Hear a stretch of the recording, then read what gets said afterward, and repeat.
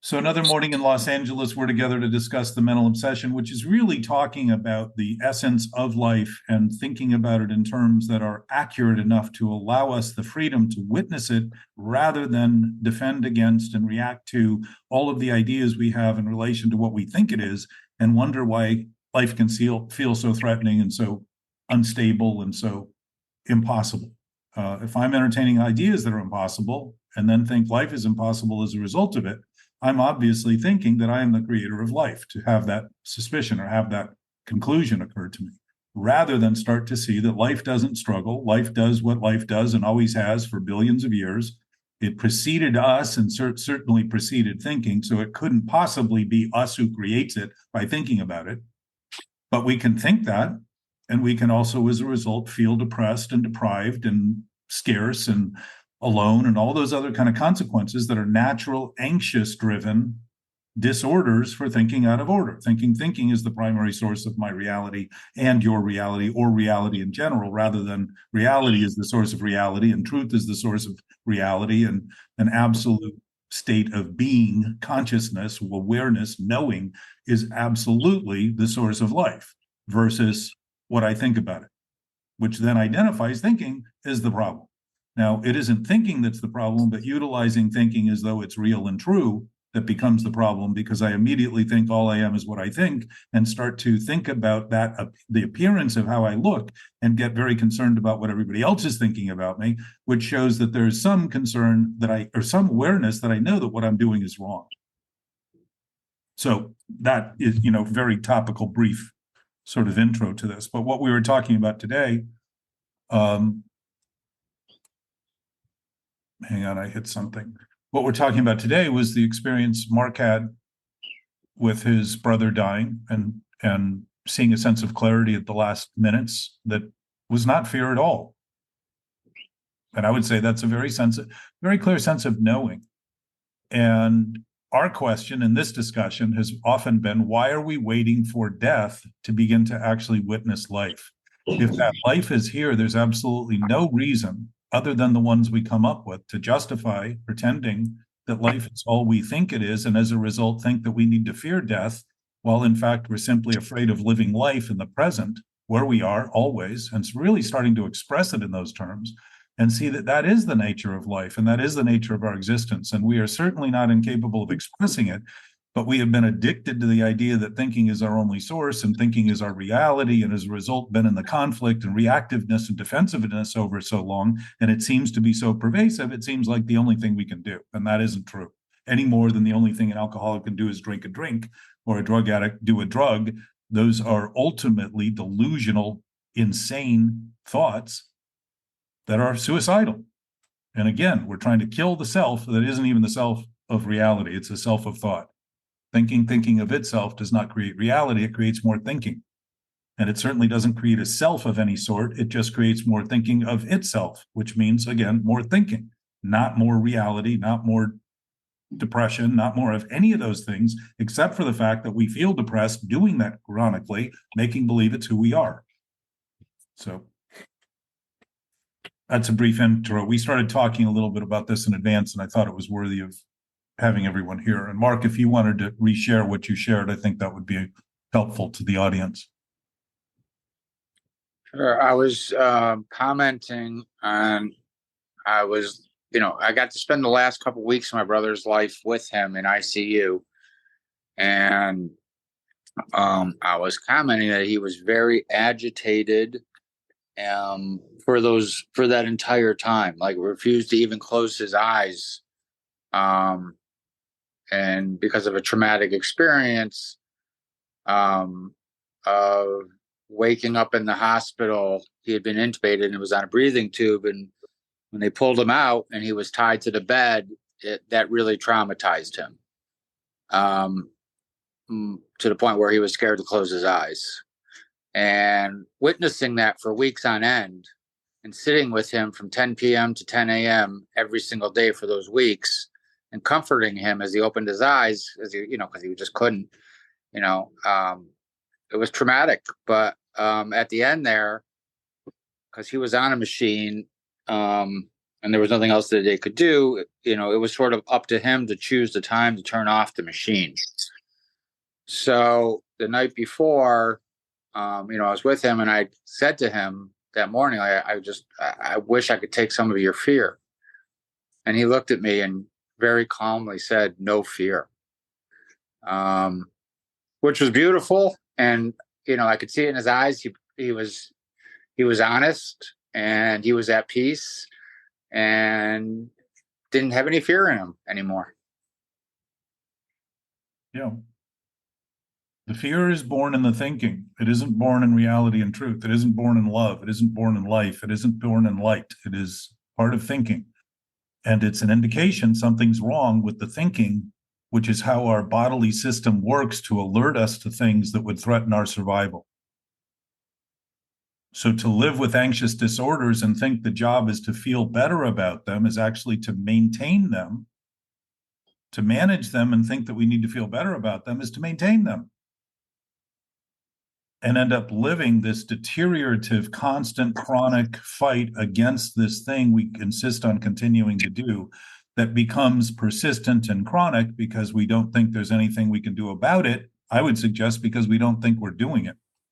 We're not thinking about it honestly. We think we're irresponsible for it. We think thoughts attack us. We think the ego attacks us. We think our brain attacks us, as though any of those things have any life of their own, as though they're independent, fully capable of doing those things, as though they are something separate from us, rather than actually responding or reacting to the thinking we're doing about them. When I misuse my brain, it would be easy. I think we just lost Mark. If I'm misusing my brain, it would be easy for my brain to be in conflict. That's a choice I'm making. That isn't something that's being caused by anything other than the choices I make. We each have the freedom to think what we want. And if that's the case, we're responsible for what we think, period. It's not a negotiable option. It's just how it is.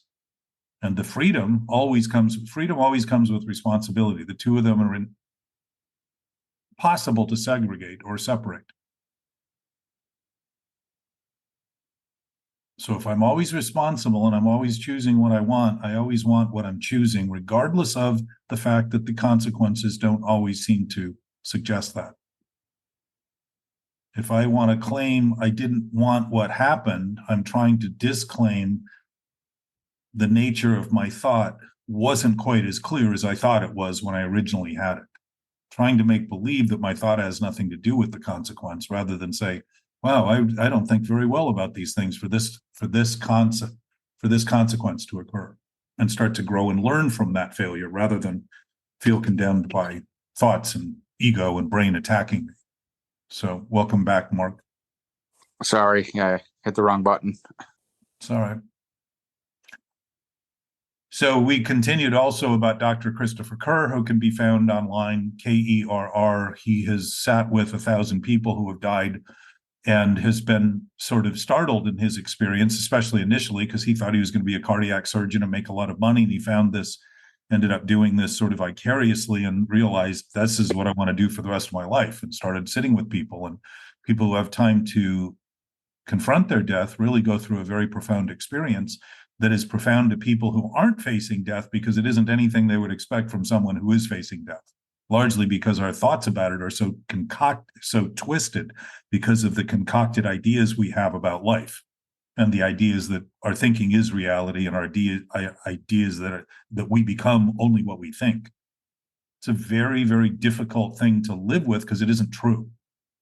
And it needs constant maintenance and defense and reactiveness and anxiety to keep it going, to keep the lie going, because lies don't operate on their own. They operate only by the attention we give them and the claim that they're true.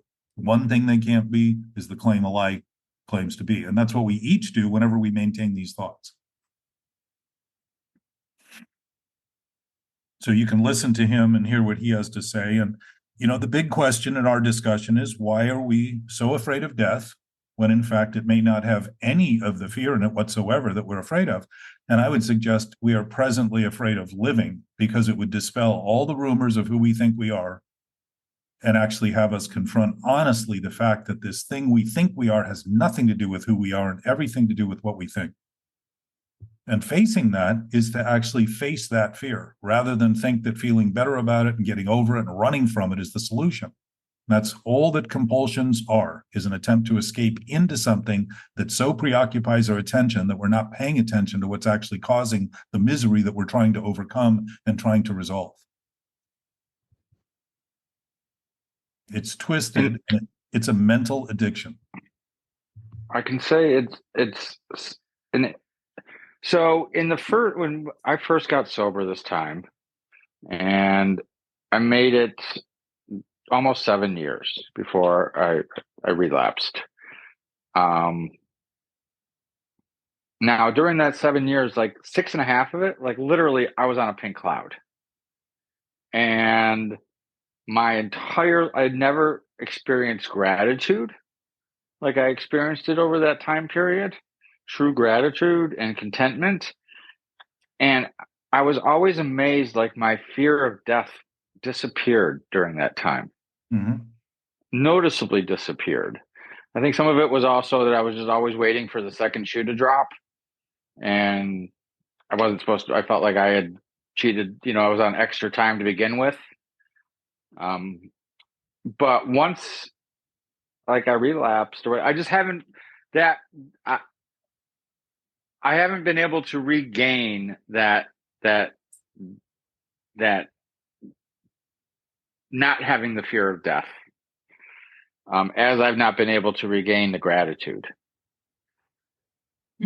Well, do you think if those feelings you had about those things, gratitude and death, led to you going back out, that maybe there was something about it that wasn't quite right? That maybe trying to recapture it would also be to recapture the ideas that were built into it that you didn't think were happening, that gave you that impression that everything was fine? I mean, it sounds to me you came across a landmine at some point you didn't think was buried. Correct. And I would say that's subconscious. That's what we call subconscious, and yet we talk about it consciously, so it isn't that subconscious. Yeah. I don't know. It was just always something that was astonishing that I found it astonishing that it wasn't that I had lost that fear. And Yeah. it was very liberating. It was very liberating. Yeah. Well, it took away a lot of fears for everything, though. Sure. Like, like stupid things. Like I won't get in the water, like in the ocean, because the water's too cold a lot of times. Like I was just like, you know what? All that went out the window. I don't care how cold it is. Like I'm not going to be fearful of that either. Like everything went away. So having relief after having no relief for years, it feels pretty good. It doesn't mean that we don't have landmines and things buried that we think aren't buried. And I would suggest 36 years sober, that's where the problem lies. Yeah. Bill talks I've had a lot of people ask me, I think I rested on my laurels. Like I stopped growing. I thought I had reached a pinnacle. I had a relationship with a higher power I didn't think was possible. And I just rested on that. And I've learned that I'm either going forwards or backwards. There's really no sitting still.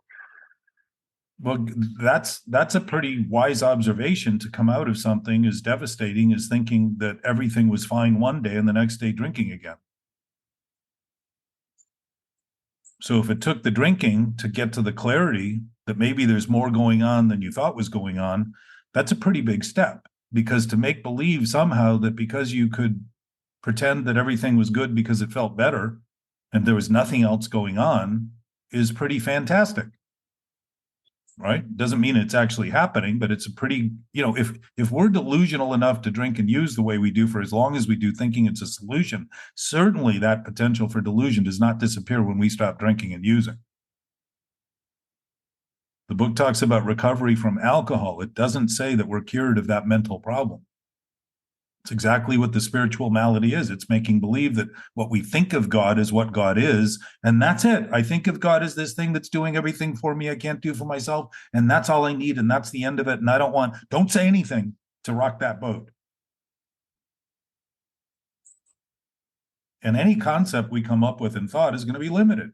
So we can't be thinking of God. We're thinking of what we're thinking about God. Mm. So in what I was just going over, Mark, that if the assessment of what's going on begins to include that I don't even think I'm thinking certain things that I'm thinking, I can start actually witnessing that sense of pink cloud becomes a little darker, because it's not because I'm thinking negatively and now I'm going into this morose state. I'm starting to actually acknowledge that I have the capacity to be doing things that I don't think I'm doing. And it's exactly the same thing as thinking that things are happening shouldn't be happening. Think of how crazy that is. Things that are happening right now is the sum total of everything happening anywhere anything's happening. And I can come to the conclusion that they shouldn't be happening because I don't like what's happening and I think something else should be happening, rather than acknowledge, well, it's happening and I'm a part of that happening and I'm responsible for that happening. And now if I would like that to change that in some way that it happens differently, that's a very different discussion than thinking something that's happening shouldn't be happening. Think of the internal conflict of that constant thinking, the world just isn't quite what I want it to be, and constantly thinking of it as though it should be some other way, rather than beginning to concede it's always the way that it is. Always. Every respect and every way is always the present moment, how it is now.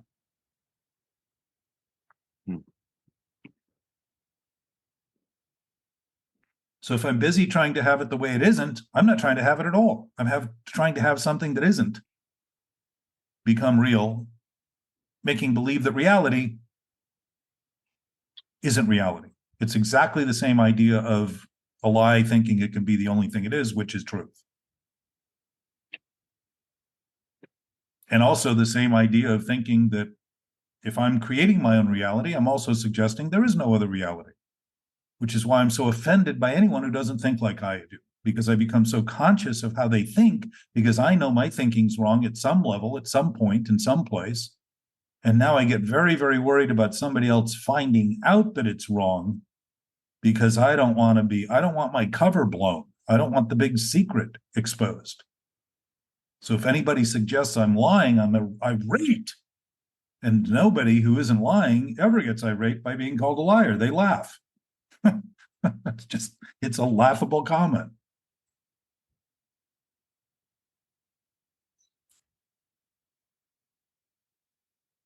Maybe not never, but less than always.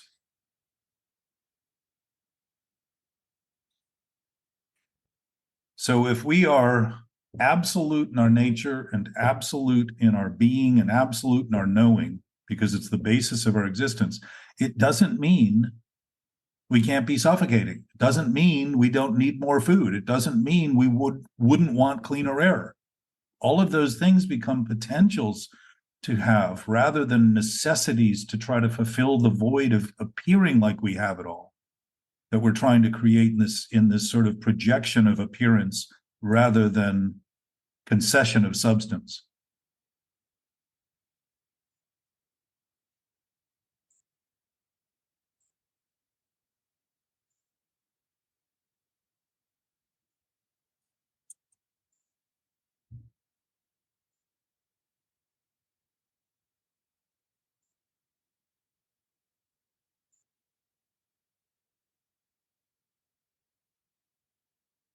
Even the word substance, think of the word understanding, suggesting a foundation, and substance, below our standing. It's beneath us. It seems beneath us. When we talk about things being beneath us, think of that. We would think that that's sort of degrading, because we're projecting an image that has no substance. So for it to be beneath us would suggest there's a substance to it that we don't want anything to do with and we don't want anybody to see. Substance being it's a lie. But to understand things accurately is to begin to stand on the substantive platform of our nature and begin to think aligned with that knowingness and begin to express that knowingness without having to think about it at all, which is what intuition is. It's knowledge beyond reason. And in that knowing of knowingness, there is no thinking. There is no need to think. There's nothing to think about because it is complete. It's whole. It already knows. There's no doubt. There's no uncertainty.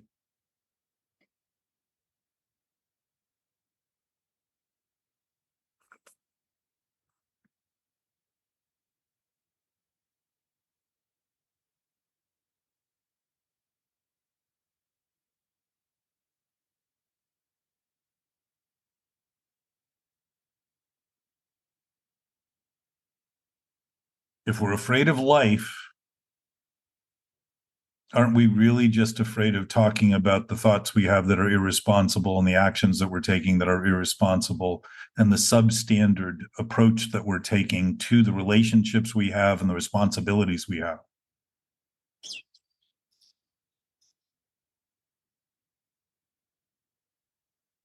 And that's a question.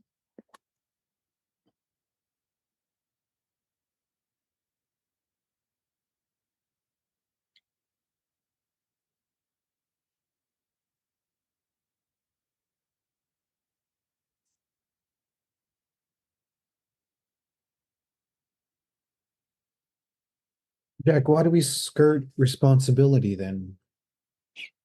To continue to maintain the lie. We're trying to have the world look like the way we think the world is so we can continue to act to claim that we're irresponsible for it, that we have nothing to do with it. I mean, think of what happens when I think I have nothing to do with what's happening. What are the chances I'm going to think of a solution to the problem? It's exactly what addiction is. There's no other solution than just to continue to drink or use. So we overdose. We don't just dose, we overdose because we just keep going back to the exact same thing, thinking this is the solution, and it's never been a solution. It's always been a problem because it's attempting to hide the problem, attempting to overcome the problem. Huh? There is no problem.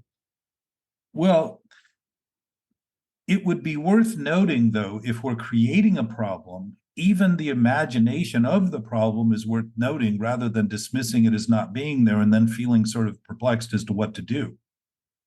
If we're really doing this and creating it, we're manifesting effects that are problematic.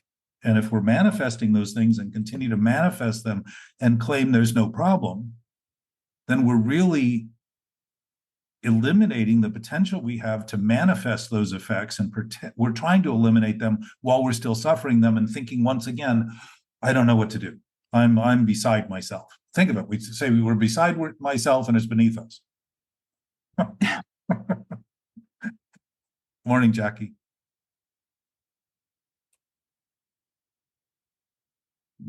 Good morning.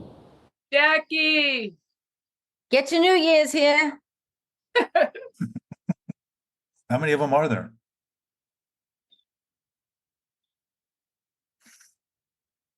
So if I'm acting irresponsible, I'm going to look in the world and manifest irresponsibility to be sure that the world looks like it's to blame so I can continue the idea that I have nothing to do with it. And the fact is, if responsibility is absolute, is a nature of our nature, just like nature being of our nature is our nature, if we start conceding these things in absolute terms, we start to realize, it sounds absurd for me to say I'm responsible for everything, but it isn't absurd to say that I'm responsible for everything when I begin to concede that so is everyone else and so is everything else simultaneously. Morning, Arliss. Morning. From the Southern Wilds. We're the Northern Wilds here, babe. Oh, how north? I'm up in the Catskill Mountains. You can see behind. We're having a little event here. We got a picture of that from northern New Jersey earlier today. Yeah, it's white. It's pretty white. Yeah. Well, welcome. It's good to see you. Thanks. Good to be seen. I thought I'd jump on before I went out and fought this into submission. Cleared the sidewalk. Yeah, I got to plow I got about a mile of drive here I got to take care of. So, yeah. But I'm fighting that urge right now. That's an easy one to fight when you're warm. So we're talking about responsibility as an absolute state of being rather than the one that we claim is only the one we take when we're responsible because someone else is really responsible and we're trying to, dissect and intersect and bisect the slices of the pizza rather than realize we're all responsible for the whole pizza. The idea that I can say I'm irresponsible, but that's sort of a discounting of my potential to do anything meaningful and useful. And if I say I'm responsible absolutely, it's because so too is everyone else, and so too is everything else. It's really the homogeny of this unity that we share in this absolute state of being that we have that begins to be reckoned with in that thinking. And it dispels a lot of rumors about you and them and they and how and all that stuff going on as though it's something we can do nothing about. If what I'm doing that I can do something about right here is irresponsible, then I'm contributing to that thing I'm complaining about by trying to distract myself with it being the problem rather than my own thinking about it being the source of that problem in whatever conversion that's been translated into, all of the problems. I think plastic is a great example. It's man-made. We make last year, I think it was 450 million tons of plastic. Oh, It goes up about 5% a year. We talk about wanting to recycle it, which we clearly don't because it continues to grow. Now, I could think of that as something that we're doing something about, or I could think of it and look at the actual numbers and say, you know what we're doing about it is using more of it. That's simple. We go to some pretty expensive holistic grocery stores for food, and 80% of it comes in plastic, which is pretty odd. Grass-fed, farm-fed food coming to your home in plastic. Now, maybe it isn't a problem. Maybe I'm just over-exaggerating a problem that really will somehow or another miraculously solve itself. But I think humanity, just like I have in my own life, has been very good at making believe that if the problem isn't severe enough to be on our doorstep, it isn't happening. And I certainly lived that way a long time. I thought that I could spend as much money as I ever had and then some, and it would all just solve itself. I had a money spending problem at one point. I was irresponsible fiscally. I don't think that's unusual in our society. I think we're witnessing it by the amount of debt that we've created and that we're all responsible for, and that we're actually asking our children to take care of while we're talking about them being our future, and we're creating a future that's almost impossible to resolve. If you look at it topically, certainly it isn't impossible, but it's at the rate we're going, we're creating the impossibility by continuing to sustain the problems. No different from my world, my thinking, my decisions on a daily basis. I'm complicitous in it all.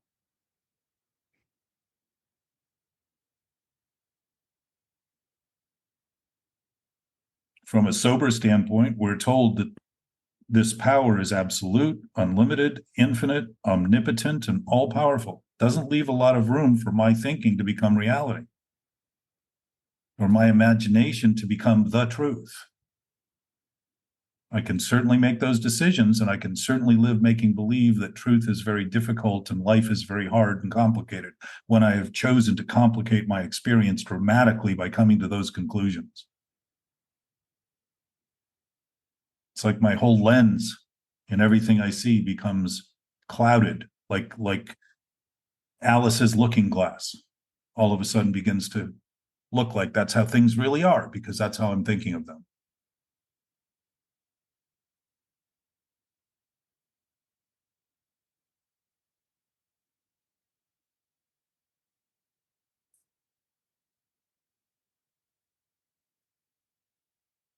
So maybe that answered some of your question, Gabe? Some, not all. Just kidding. Yeah, I feel often very irresponsible in sometimes small terms, sometimes big, but just I don't like the responsibility sometimes, like a child doesn't, like my 9-year-old son doesn't. childish. Well, it may also be that the things you're claiming to be responsible for, you're relieving someone else of also doing their part in, and that can generate a grind, because enabling is really at the source of all addiction.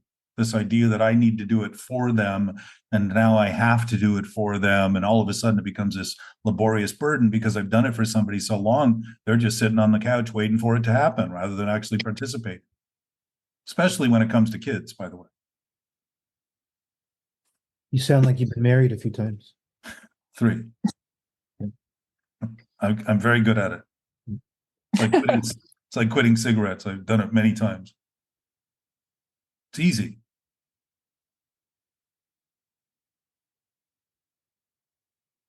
So yeah, drawing those lines and speaking in terms that are honest actually begins to reveal some of the dishonest contracts that we've been functioning on the basis of and wondering why life seems so hard again. We make it up so that we can justify what we're doing rather than look at what we're doing honestly and say, there is no justification for this whatsoever, but the justification I make up to justify something that's crazy.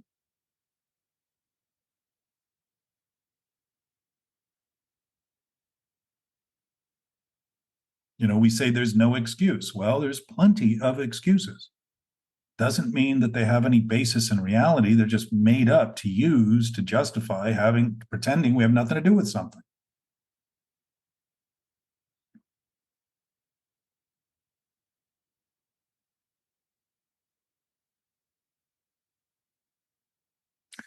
The other point to what you just said, and I forget exactly how you said it, Gabe, but you said, I feel like I don't want to be responsible for something.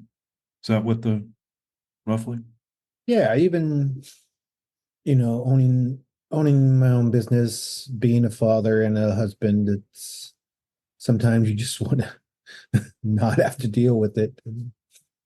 Well, and part of that is coming to terms with the choices we've made that aren't like that thought earlier about thinking that because something doesn't turn out the way I thought it would, that we had nothing to do with the consequence, right? Rather than see that the consequence is actually reflecting the thought, and we thought of the thought as somehow so complete and whole when we made the decision that we weren't even willing to admit that we're just making a decision based on limited information, and it may not go where we think it might. You follow me? Yeah, I know I don't like I know past choices have led to some discomfort and dis-ease.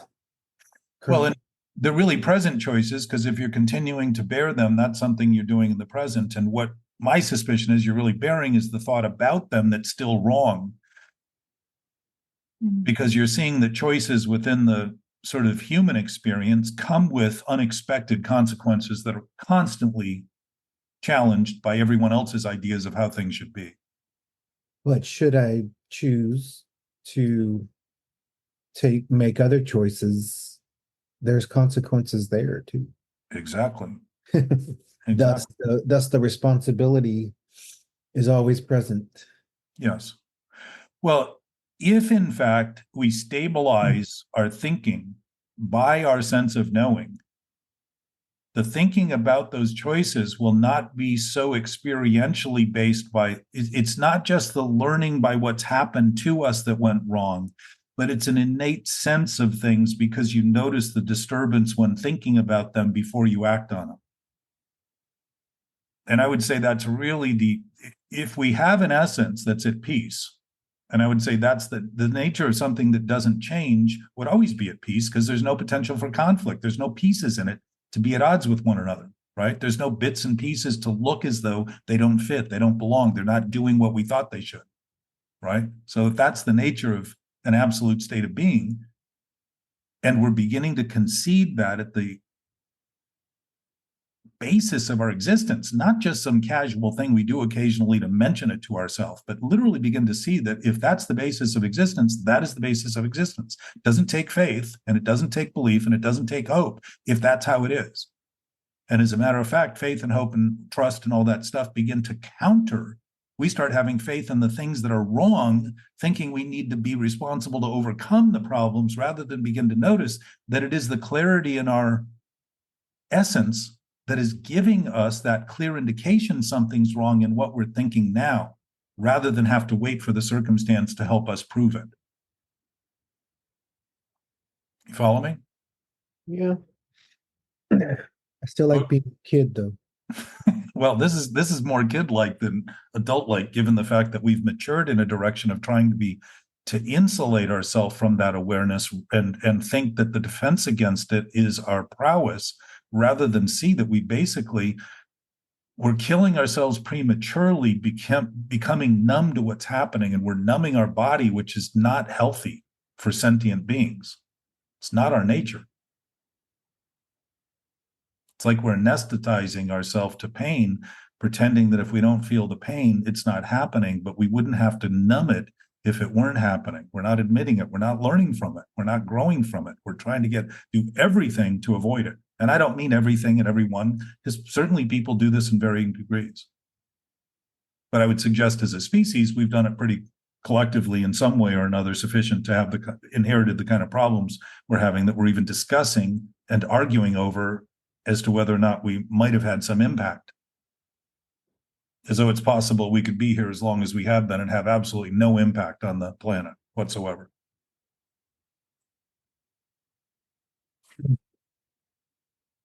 So my sense is that we know very quickly whether we're entertaining thoughts that are right or wrong. If we're sensitive, and sensitivity it's easy to think of someone as being hypersensitive, and as a result, they have a liability, but in fact, that is an asset because it is an awareness of what's going on. And to think because you become so painfully aware of something going on that you would rather not be happening is to be aware of the fact that you have no obligation to continue thinking what you're thinking that's creating the experience to have that feeling happen. If it can be as instantaneous as where we are, because nothing's ever chosen at any other place or time than the present. Everything that's ever happening is always in the present. We make believe we're not in the present because we're thinking about other things, once again, to try to give thinking credit. Just like when we look good, we think we're good. We promote that image to generate an image, to say, imagination is my reality. Look at the image I'm promoting. That's all I am. Be happy with it. Don't question it. It's that same sort of fallacy, that same sort of superficiality. All we're ever doing is making decisions in the present. Choices are always made in the present. And they're seldom about what's happening in the present. Because it's generally thinking about what we're trying to avoid from a past that no longer exists, rather than rely on the bounty of this knowing in the present that knows everything. It's already a complete whole knowingness. The feeling of discontent, like Bill says, whenever I'm disturbed, whenever we are disturbed, something is wrong with us. What's wrong is the thinking we're doing in the present. And if all we think we are is what we think, the character defects are the defects of that character making believe that who we are is only that thing, that who we are is that character, that persona. Personalities before principle is the idea that who I am is all I think, and as a result, the characteristics and the persona I project is really who I am, rather than a projection of thought, which, if it isn't real, is just imagination, and it's completely fantasy is reality. It's not true. It's not real. It's not actually happening except to the promotion of our own thoughts. So going back to that thing earlier, Gabe, if we're creating the effect and manifesting the effect and not noticing we're doing it and simply saying it's nothing, then we're ignoring the thing we're doing with nothing to create those effects. And I would say that would be a missed mark or opportunity to grow and learn and develop. My sense is that the discontent and the irritability and all that is in fact saying to us, this is your term paper. This is your semester. This is your class curriculum in terms of what you're doing wrong in relation to what's actually happening, rather than what you're making believe is happening. When is spring break then? Because every day. I need a break. It's when you spring the trap and don't feel like you have to worry all the time and are conscious about that sense of fear that something Mark talked about, I think, the other shoe dropping. Mm-hmm. I wondered when the first one dropped. Yeah. I mean, what is it that's going on that we're kind of denying to wonder when the second one's going to drop? And there's a lot in our language to suggest that we've created a lot of diversions to give ourselves narratives that sound right, because we all kind of shake our head and say, yeah, life's tough, life's hard. Yeah. Not true. A version of something. Yeah, think of the word aversion as a version. It's another version we're trying to avoid. And the freedom is also noticing those are things we can absolutely do because we are free. They're not things we shouldn't be doing. They're not things we can't be doing. They're things that we're absolutely free to do. And if we're free to do them and really see that we're free to do them, doing them will make much less sense. Just like when we're free to see that drinking, if you're an alcoholic, is not the solution. If you start seeing it accurately, all of a sudden it doesn't make a lot of sense to continue doing it. If you notice the basic information about it, doesn't make a lot of sense. Choice neutrality is the recovery of the ability to see that we can choose it or not choose it. And choice always allows that as a principle. Choice always allows not to be chosen, always. So the idea that we can only do one thing, and it's all I have to do, and all I need, is all just make-believe. And we're welcome and free to make believe, but it doesn't turn fantasy into reality. We can think it does, but again, we're creating the trap that we keep being afraid we're going to spring and can't seem to get relieved of it because of the perpetuation of maintaining it, and it's all just imagination. We manifest effects in our thoughts. If I think somebody's an idiot, I'm going to expect idiotic things from them, and if they're not even doing them, I'm going to see the things they do as idiotic. I want to try to prove what's wrong is right, which is exactly what that inner conflict is all about.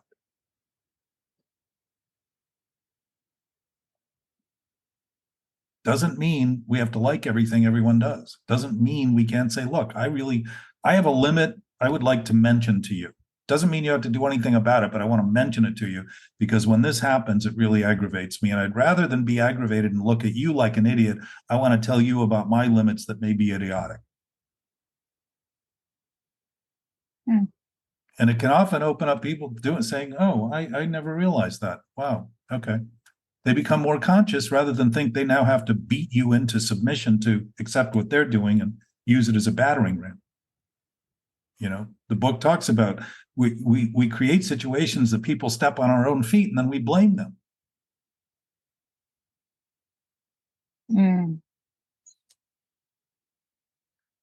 Jana, do you want to come up for air? I was relating to that because I think I've probably seen that movie before, several thousand times. Yeah. I play it again, Sam, every day. God, I totally set it up. Yeah. Then I whine to you about it. It's all right. Part of the process of talking about it is if I'm so good at creating a problem that I only notice when it gets so bad is to finally not be able to ignore. Think about that.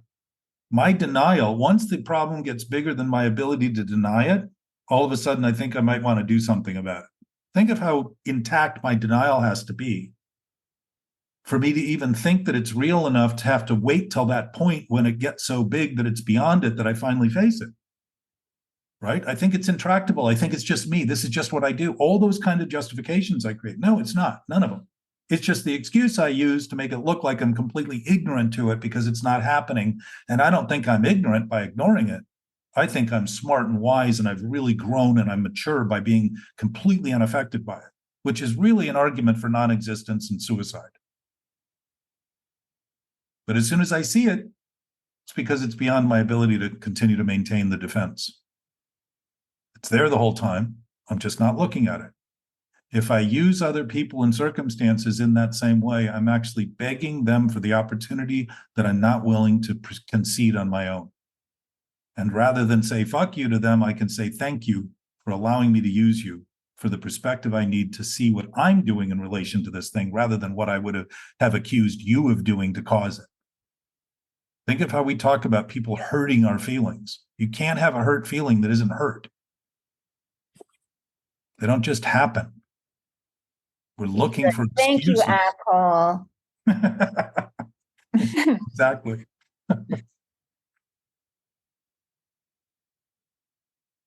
See, it becomes funny then rather than a slight.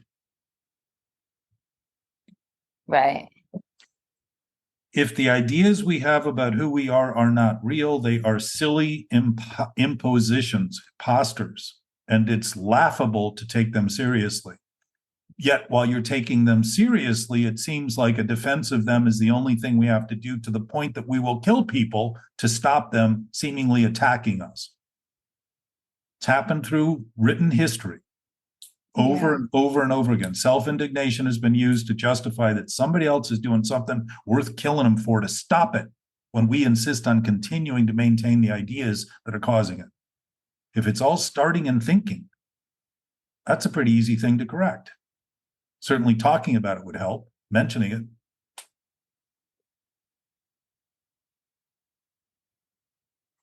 Killing people over ideals aren't ideal. It's a flagrant violation of the whole concept of life to make believe that simply thinking someone is wrong enough to kill justifies it, when in fact, none of us are that good at admitting the wrong we create, especially collectively and openly. It's what the steps are all about, is having us begin to do that more publicly with others.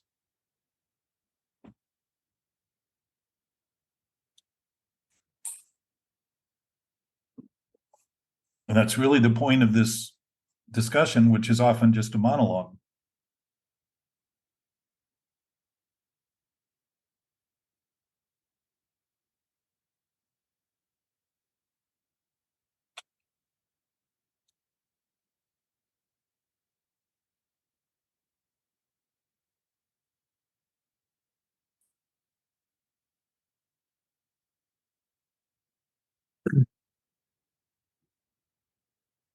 Anthony's very quiet today. You're going to poke the bear? Yeah. I know. I was like, what? I think I muted him.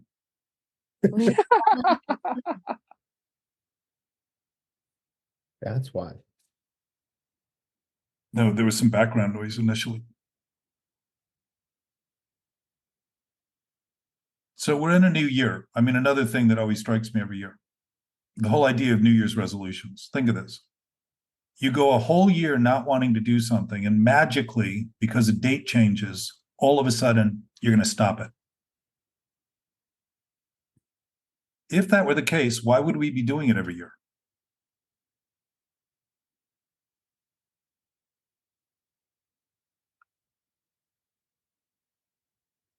Kind of a hopeless effort.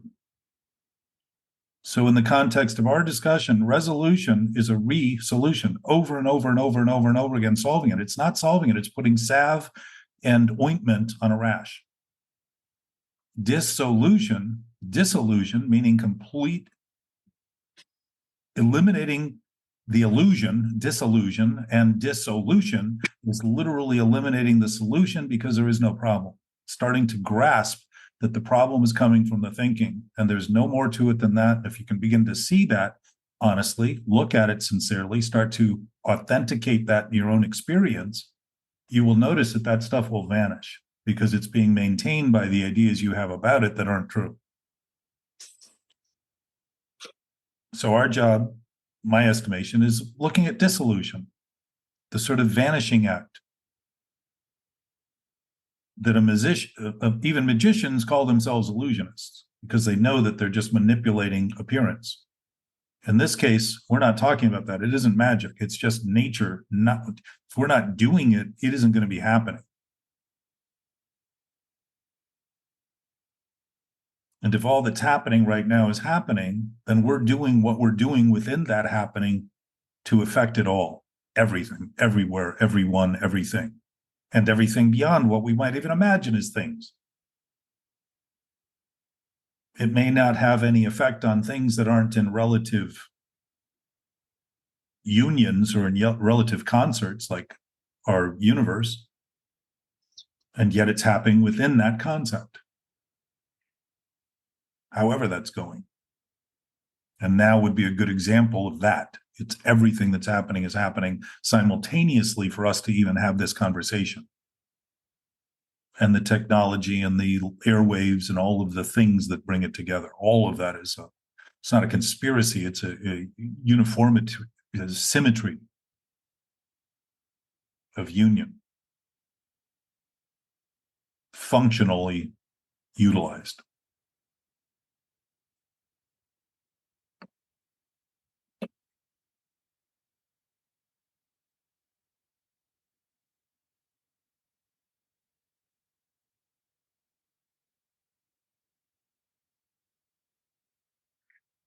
Jack, you always say our thoughts are not aligned with reality, or our thoughts are creating their own reality. When are my thoughts aligned with reality? When is that? Well, I don't say thoughts are creating our own reality. I do say that we think when we come to conclusions that is reality, and I would say that's not true. That's one of the major glitches in the thought process. It's all imagined. So to imagine it real is to make a huge transition and think that reality has until that thought, reality is missing something that thought is going to fill. And that can't be. I know if my thoughts are aligned with reality. When is they are naturally. It's the choices we make that aren't. And when I think my thoughts are reality, I start making desperate choices based on that because I think my reality is threatened.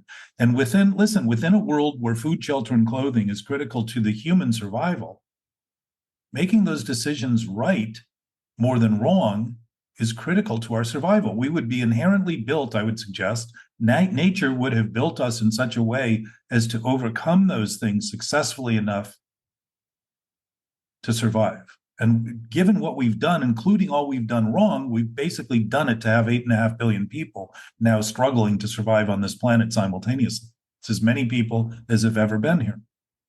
I think the death rate is about 1.6 per second, and the birth rate's almost 4 per second. So we're growing exponentially, geometrically, which would make problems a little more obvious to us because the needs would be greater. The resources we have to get better at utilizing the resources rather than worse. And I'm not sure mentally we're getting a lot better because anxiety and suicide and addiction is at an all-time high. Something's breaking down. Maybe worth looking at.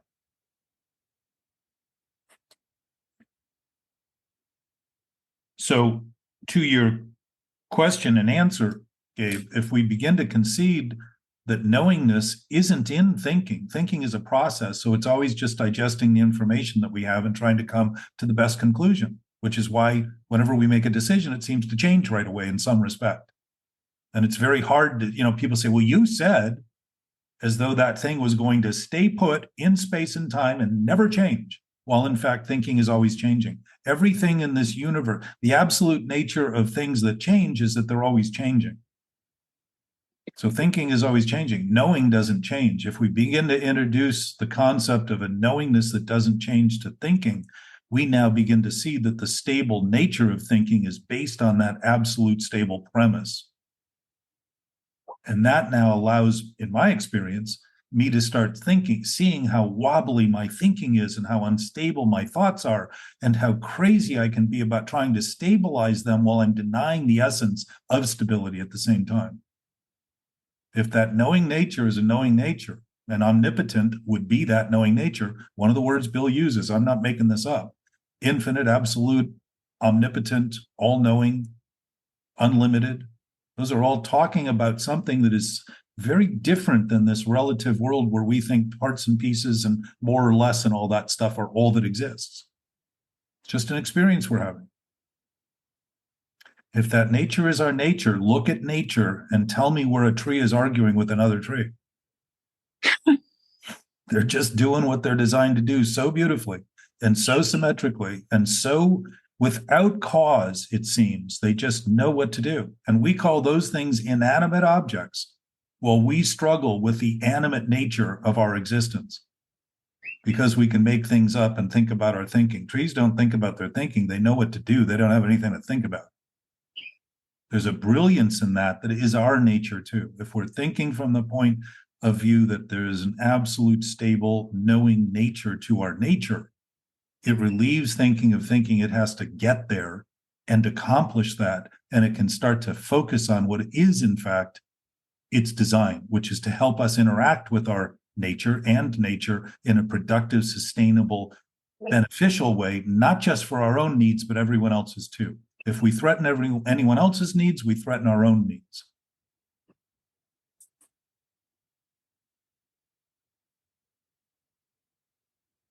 If that peace is our nature, that is it. It's always peaceful. If we're feeling otherwise, we're feeling the effects of our thinking. Feelings, our senses sense everything but don't have an opinion. The opinions we have about what we feel come from our brains.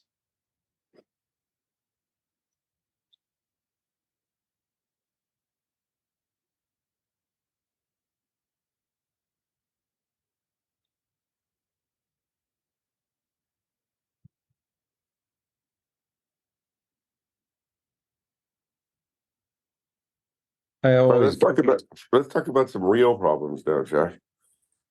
There's Anthony. Do you mean real as in specific? You mean real as an Anthony? Yeah, exactly. Let's talk about real problems. My problems. Well, again, this is easy to write off and joke about, but people are being seriously affected by this in ways that few of us would have or hope would happen near us.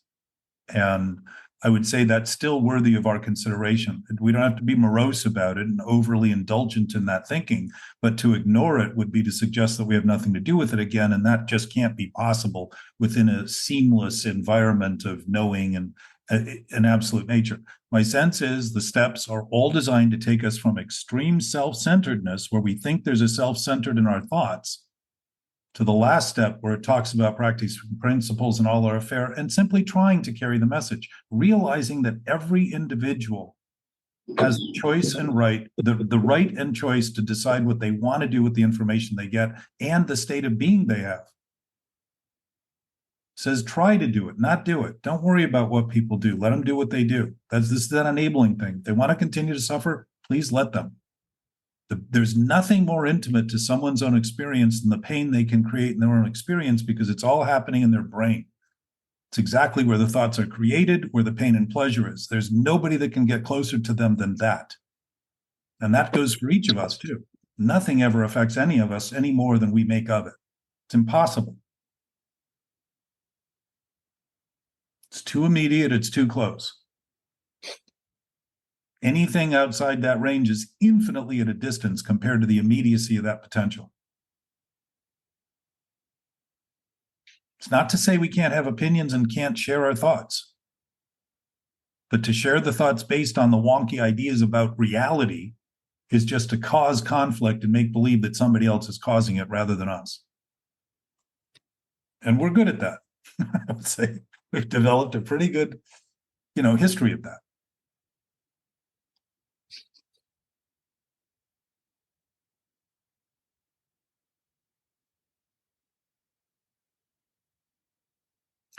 JP, welcome back from Japan. Hey to everybody. Hey, JP. Hey, Ohayo gozaimasu. it's konnichiwa here. Morning there.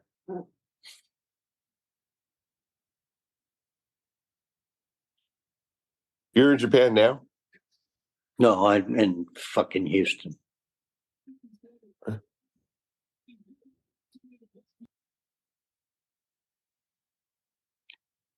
The application of principles, in my experience, is what the steps are about. Starting to have each step is talking about a principle.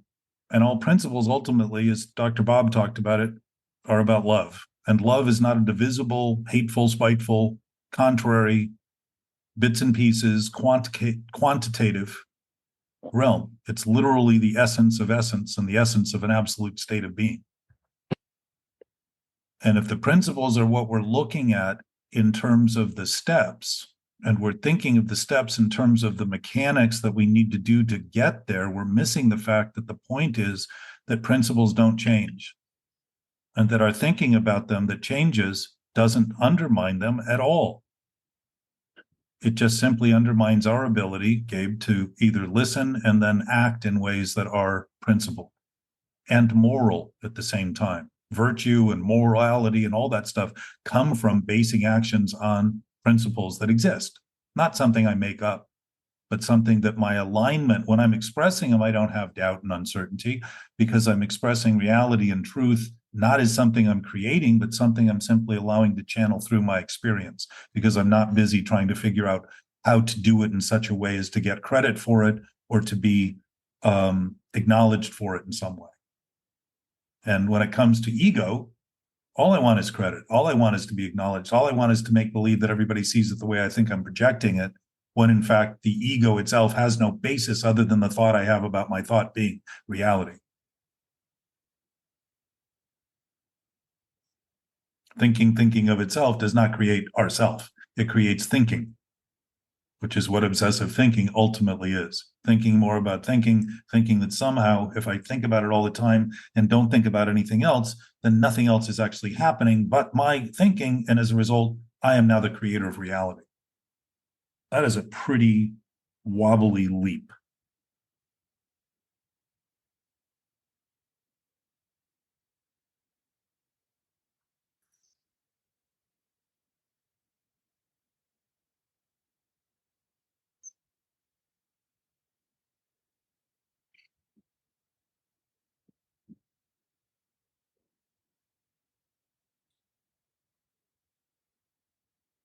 I had a problem yesterday.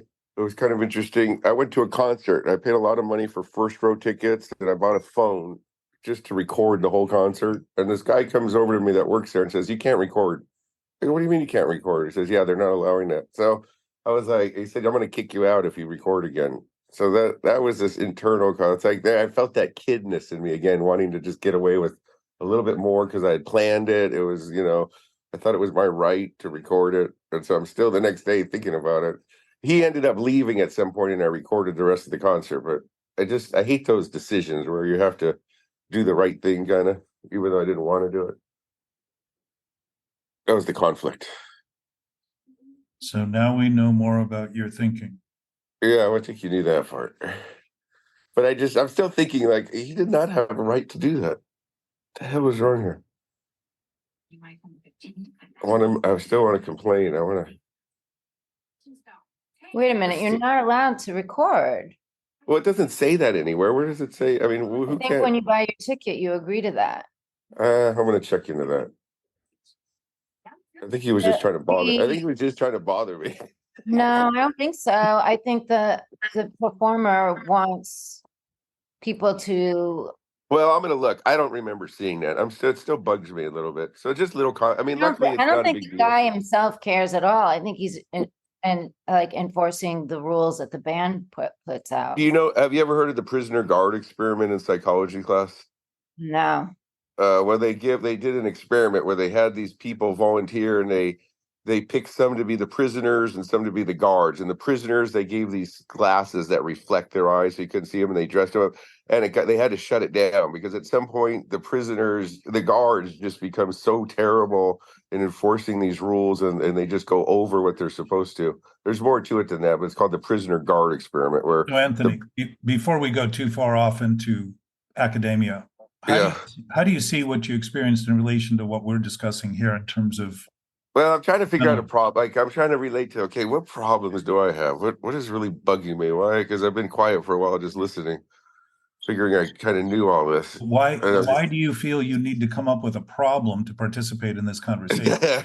I like to solve problems, but I want to have problems to solve. You've never solved the problems you keep coming back with, so it isn't working. So is it maybe starting to actually look at the basis of your knowing and thinking about it rather than the constant parade of new problems you think you're mastering by solving things that you're creating? I mean, if you're Yeah, and then my the problem, problem-solving I mean, method is so I start screaming out Hotel California like every song, just to kind of, as I'm that close where they can hear me. And same guy comes over and goes, "Oh, just so you know, Hotel California doesn't come up until 3 songs, and then the Fat Life in the Fast Lane." So he was trying to. It was like my little way of So, trying to. I hate that part of my personality. Again, before we go too far into the story, what about now? Still pissed. What about now? Pissed. Okay. I want that guy's name. Yeah.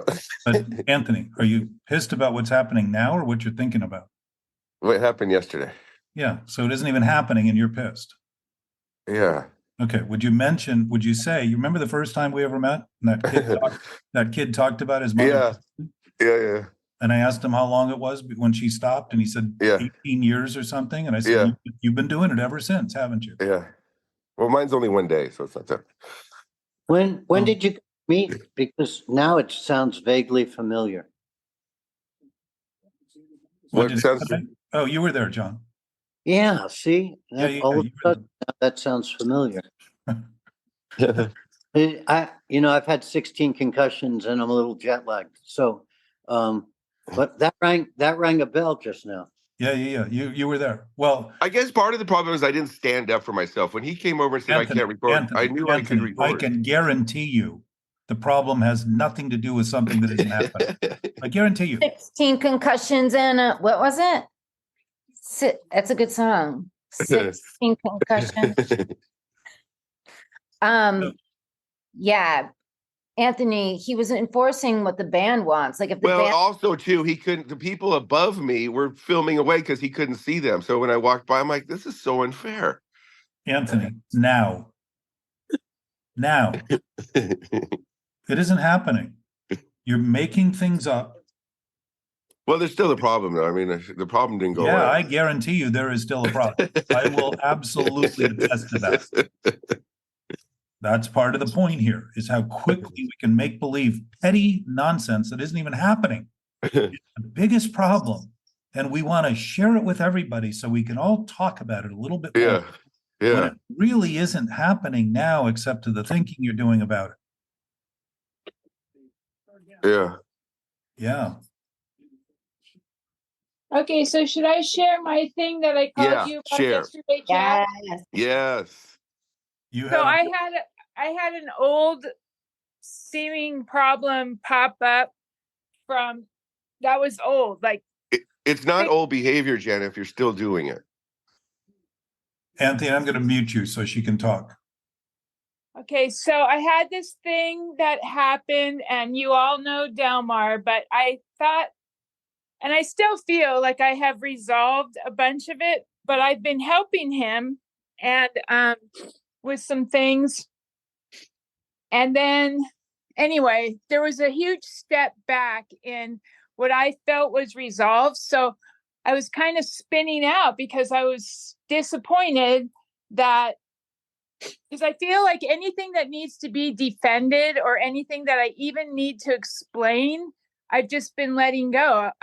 My whole thing is just let it go, and not let it go with the resentment, just like go through it in my mind and let it go. So this thing happened, and instead of I kind of defended myself a little bit. Well, I didn't defend myself to him. I just stated some facts.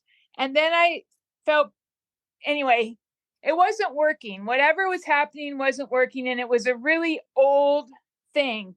And so I went through my head of about 8 people that I could call that would all enable me, that I could justify my discomfort, my malcontent, I had been harmed thing, and I could do it with facts. Like there's factual shit, like numbers that I could tell you that you would go, wow, that's fucked up. But it doesn't even matter because it's just a story at this point.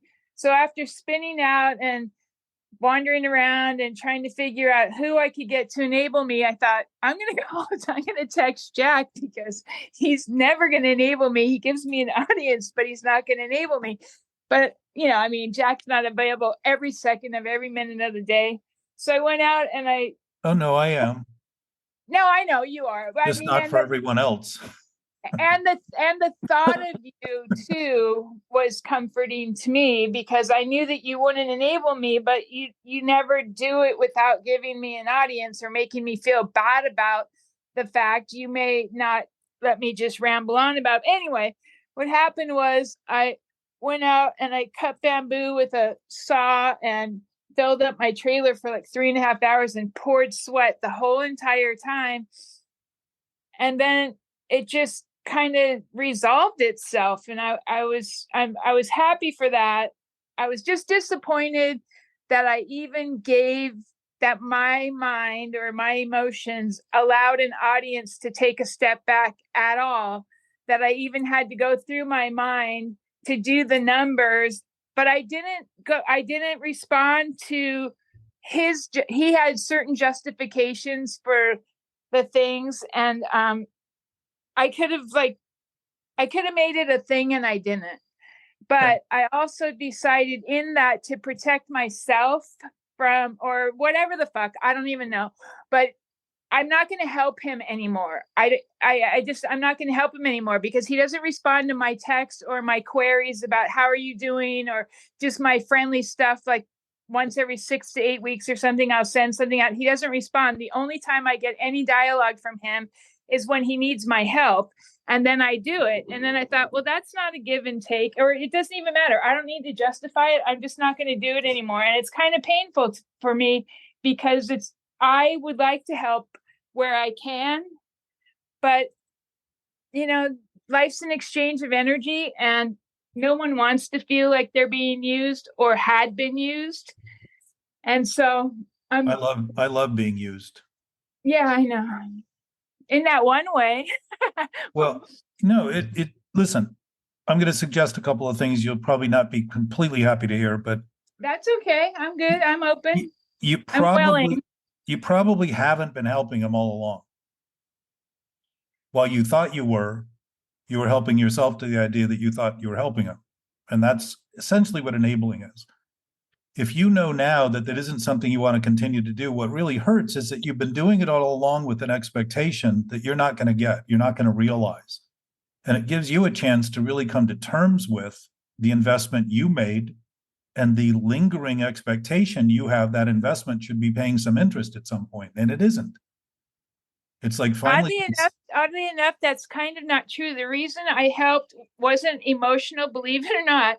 It was cerebral, because it was something that I could handle, that was easy for me to do. It was in my wheelhouse.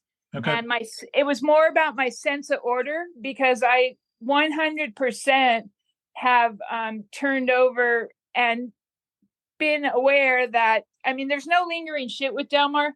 And the thing that I was fixing was something that he tried to do, something that I've been doing my whole life, an investment thing, and he fucked it up. And he's like, can you help me? So that was completely cerebral. I didn't want anything back. There was no emotional tie. I'm not looking to help understand more of your analytical process and how you've got it all put together. I'm suggesting you look at this experience. And I want to tie it back to what Gabe said earlier about thinking that the thinking is nothing and starting to say, well, it's nothing, it's nothing, it's nothing. If we think what we're doing that is insane doesn't cause effects, we're missing the point of the learning we can get from that experience by dismissing it and saying, well, it's just insane, it's just an illusion, it's not something real, and that's the end of it.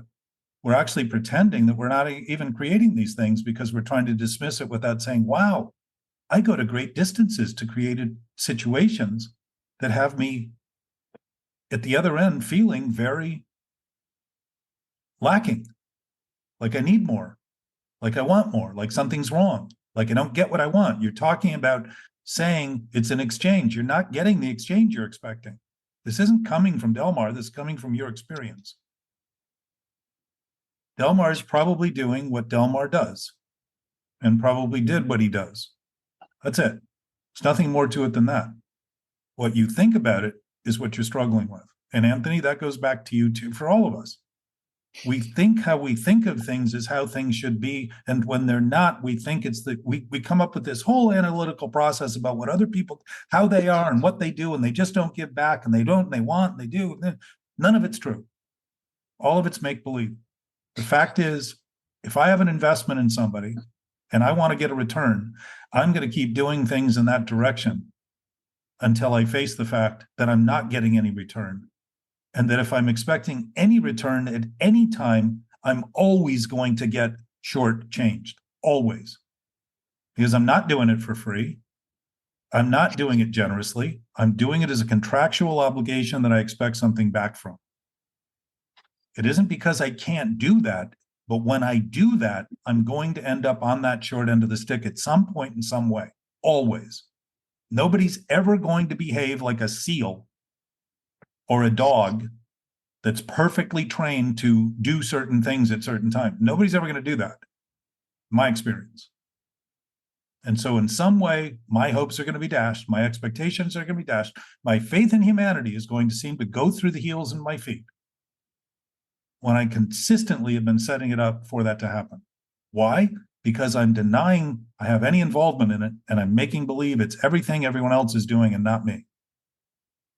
That facing of it is facing the fear, facing the sadness, facing the mourning, facing the grief, facing all of the things that we're afraid to have die because we think they identify us as this persona, this character, this self we think we are. That's me. That's just how I am. It isn't. It's how we make things, how we make believe we are, and how we think things are. How we actually are is absolute in every respect. And the rest of it is all just thinking and human. Humanity is secondary to the primary nature of our existence, not primary. We've had it backwards. We've developed all sorts of ways to try to hide out and pretend that it isn't me. It's not, I'm fine. I'm 100%. I've resolved it all. You can't be experiencing it and have it resolved if it's continuing. There's something there, something to look at, something to see. If we're learning, we're growing. If we're contracting, we're shrinking. And numbness is a way to contract. Pretending we have nothing to do with it is a way to contract. It doesn't mean other people haven't done wrong. It doesn't mean they don't have quirks. It simply means, this is what forgiving ultimately is about, is starting to see that people do what they do. And what I make of it is what's unforgivable and what becomes resentful and all those other things that wear on my system because I think it has nothing to do with what I'm doing. When in fact, my lens and my understanding of how things are is based largely on how I think of those things, not how those things are at all. When I start, and it's not old behavior if you're still doing it. Well, you ought to repeat that to yourself more often. I mean, you're starting to address the present nature of the problem, Anthony. It's never in the past. It's never in the future. It's always where we are. There is nothing else. And if we can't admit it openly where we are, or we won't admit it openly where we are, we think it's because of something somewhere else that's being caused. We become the effect of those cause, and we're not. We're creating the cause that's creating the effect that we're blaming as being the cause of the problem. Think of how twisted that gets. It's always where we are and what we're doing. That's the primary issue. It isn't to suggest things aren't going ways we want them to out there. But all of that want is developed in thought. Because if things are going how they are and it's always going how they are, and we don't want how things are going, we've made a decision not to want how things are. We've made a decision in opposition to life and nature. That's a choice. Certainly something we're free to do. It is certainly something that will cause havoc in our experience. It's not to say don't do it, but to notice when you do, the consequences will often be the same with different stories attached that seem so unique and so special that we really want everybody to understand the details and the analytical assessment that we've created to justify and rationalize it. When any justification and rationalization by its nature is an excuse, a story being written to rewrite history, because it's not, most of what we're arguing over and thinking about isn't even happening right now. It's only happening in our memory of it, our awareness of it, our thinking's awareness of it, not reality.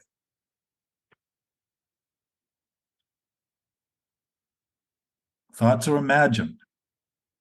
They're considerations of what's happening.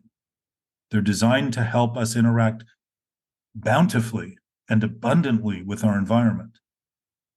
And when we're not doing that, there's something in what we're doing that is causing the scarcity, and scarce thoughts are clearly not true thoughts. They're clearly things with no substance.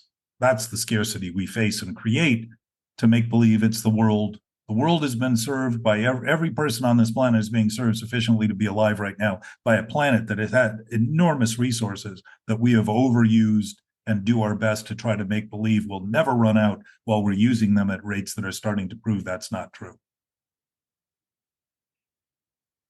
We do it in our own experience daily to the degree we maintain these thoughts that aren't true and wonder why we feel so tentative about other people and circumstances and so stressed about things that aren't even happening.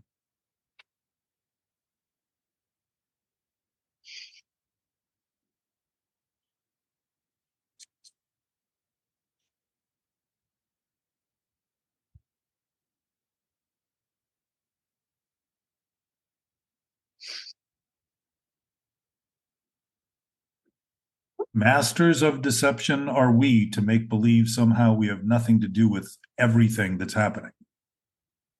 We're part of it all. We are not apart from any of it. Can't be. Though we can think we are, and though we can think we can.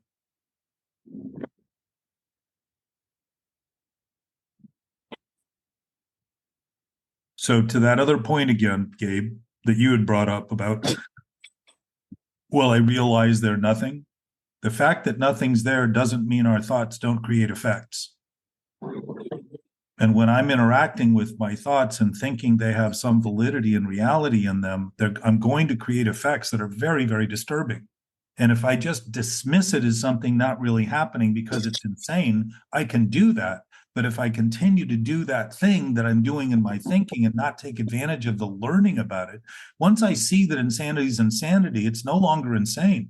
I'm starting to see from a sane point of view that it's insane, right? If I say it's not happening and think it's not happening, then I'm adding to the insanity by thinking something I'm doing isn't happening. It's causing an effect. It's worth noting that effect. That's the learning curve. That's the classroom, the session. That's the curriculum.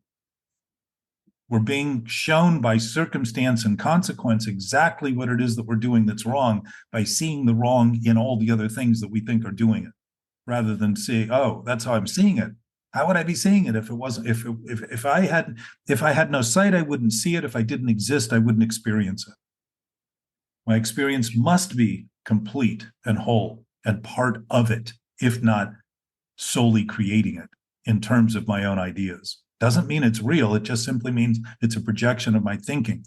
To see thinking for what it is to allow thinking to happen and not be so consumed with trying to justify it and argue over it and fight over it and insist on it, but simply say, oh, it's a thought that I'm having. That's all. It's a thought. It isn't reality. I'm just thinking this. I'm considering this. So that may be something that I haven't been that clear about, because yes, while there's nothing there in insanity. But if I'm doing something to continue to cause the idea that there is something there that's constantly haunting me, it's worth noting that. And that brings some sanity to it, to see it honestly and say, wow, I'm doing this thing that's insane. Insanity is insanity is sane. Insanity is sanity is not insane. To see it correctly is to begin to see it sanely.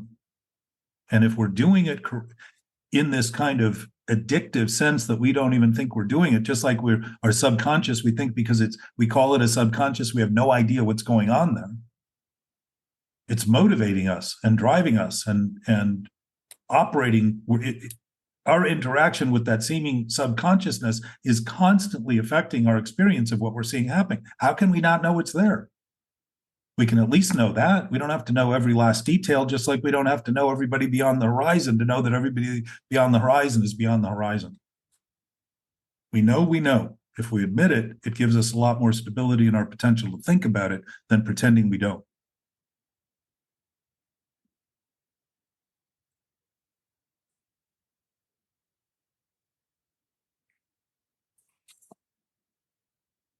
something to think about. Yes. So the application of this too, and Janet, back to you for a second.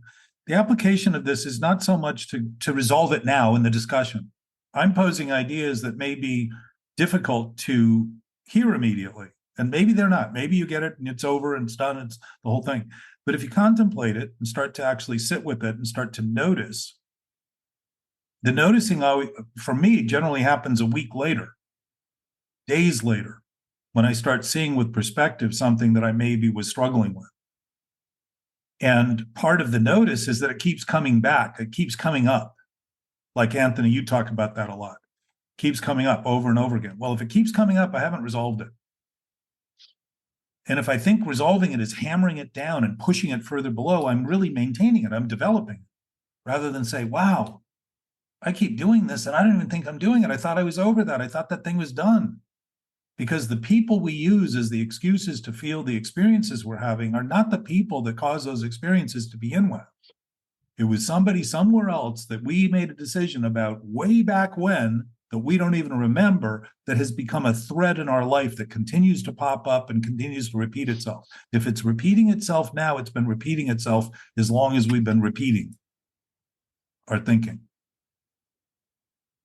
We attach with people and find the same thing happen over and over and over again. It's not a coincidence. We're asking for their attention so we can finally get our own attention, because within our own concept, we don't see, if we're not honest and well skilled at this, we're not seeing things clearly, because just like our eyeball can't see itself, it doesn't mean we're blind, we can't see anything. We still use our eyes. We can use our thinking in that same way. Our thinking is not the best source for what we're doing, but our environment gives us some perspective to start to see what we're doing and look at with some degree of distance from it that gives us a chance to notice. Just like a mirror. If a mirror was in your head, you wouldn't see the reflection of it. If your eye was to the mirror, you couldn't see what you're actually looking at. It would be dark and too close. The thinking about the thinking creates that sense of blindness and blackness, but it isn't because there's nothing. It isn't because it's dark. It's because there's nothing there to see. The darkness that haunts us is a vacancy. It's us looking into nothingness and imagining that it's black. It's not even black any more than our self that's made up can die. There's no life in it to begin with, but the thinking we do about it. So the idea, my sense is, fearing death is basically fearing life. We're fearing the death of the thoughts we have about the life we think we're leading that have nothing to do with reality and everything to do with what we've made up. And that can be very daunting to face when you start looking at it, but it isn't impossible. Like the maintenance of it, it's very possible to look at it and dispel those rumors and start to have that disillusion, that dissolving begin to happen. And I would say you've all experienced that because we've talked about it. And I've heard you say the things that would give me pretty clear indication that you're looking at things very differently when those bubbles pop.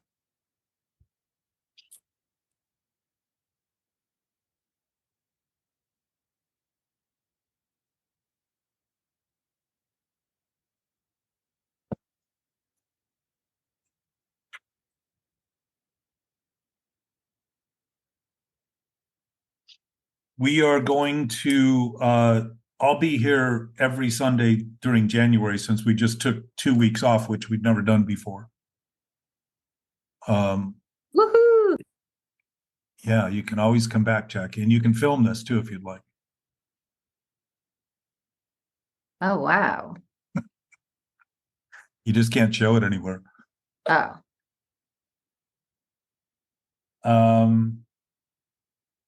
So that's that for the month, I think, in terms of things to mention. Beach walks. Yeah, Saturday.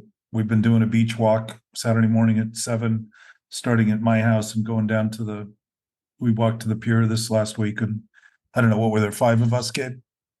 Yeah, 5. 1, 2, 3, 4, 5. Yep. Yeah, and Jackie, I think you have been busy on that morning running with your yeah. sober friend. So, we may do it another day during the week too at some point. Oh, I could do that. Yeah. Because it's really nice to get in the air and just kind of, meander and Yeah. get into the sand and say hello, which we didn't do during COVID, but now that's currently Grounding. past.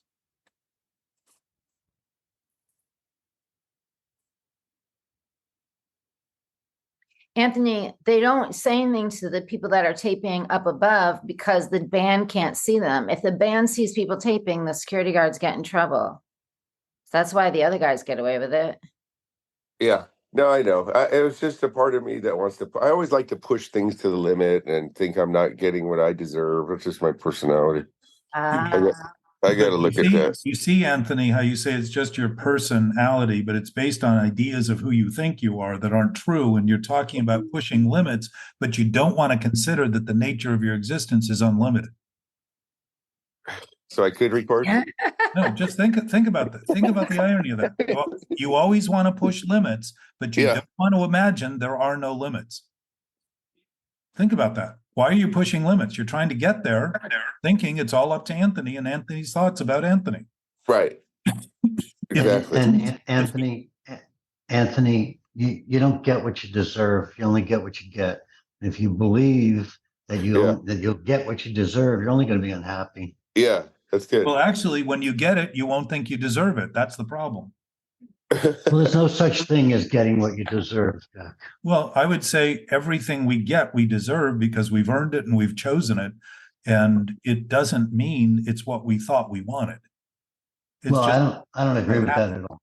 Yeah, I know. All right, we got something to talk about just when I thought it was going to end. Well, I also sense that everything that happens is our intention. It's exactly as we intended. Because that might be true. So you could check out, but you could never leave. If our knowing nature is knowing, then it's just our thinking that we are being asked to develop and refine so that it can begin to express, Gabe, that knowing nature, that alignment, rather than the malign thinking, to begin to express without interference the nature of our knowing that we have.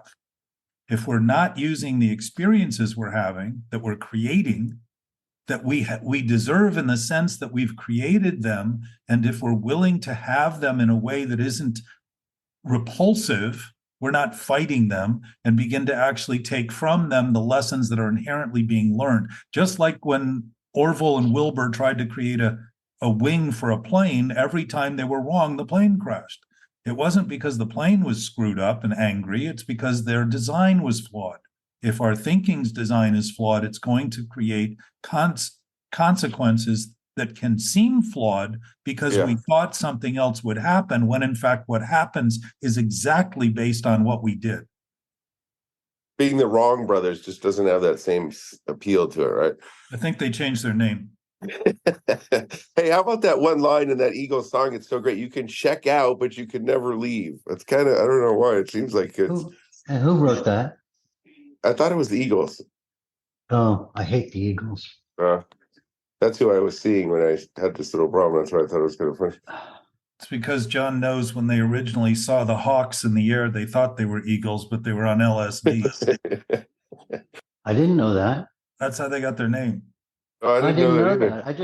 I just thought they were mediocre. They were watching Hawks in the desert and thought they were eagles, and somebody said, "Those are Hawks." And they said, "Well, that wouldn't be a good name." It was kind of funny too, because when he started to introduce himself, he said, "We're so glad to be here." He goes, "And actually, at this age, we're glad to be anywhere." In Rhode Island, there was a radio channel called The Hawk, and they never just said The Hawk. It was The Hawk. Really? I didn't know that. All right, so a little bit to digest during the week and try on and wear and just let it float. How are you doing, Jack? Fine, thank you. Okay. I mean, it's been a process for sure, but I think it's given me a sense of clarity with respect to my own self-pitiful ideas, rather than sorrow over the loss of someone that I will never see again, but also the awareness of a beingness that I will never be without.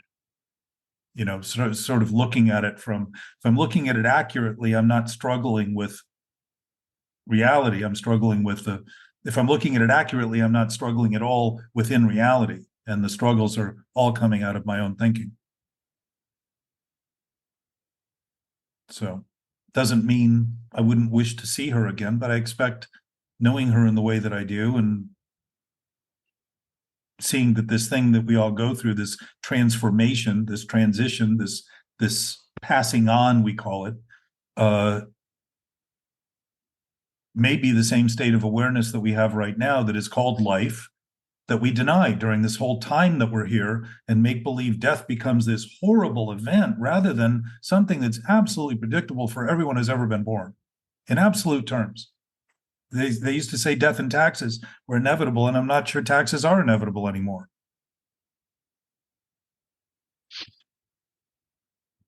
Just for some, apparently. But if the reality is looked at it honestly, then there's growth and a potential to actually see that. My sense is I haven't been afraid of death. I've been afraid of living. I've been afraid of life. I've been afraid of life dispelling the rumors about who I thought I was, and the fact that there was anyone in the thinking of me at myself that actually amounted to anything other than thought, meaning that my essence has never been at jeopardy, nor is anyone else's. And so this idea when bodies pass, all of a sudden we're gone, would suggest that there is absolutely nothing else there to it.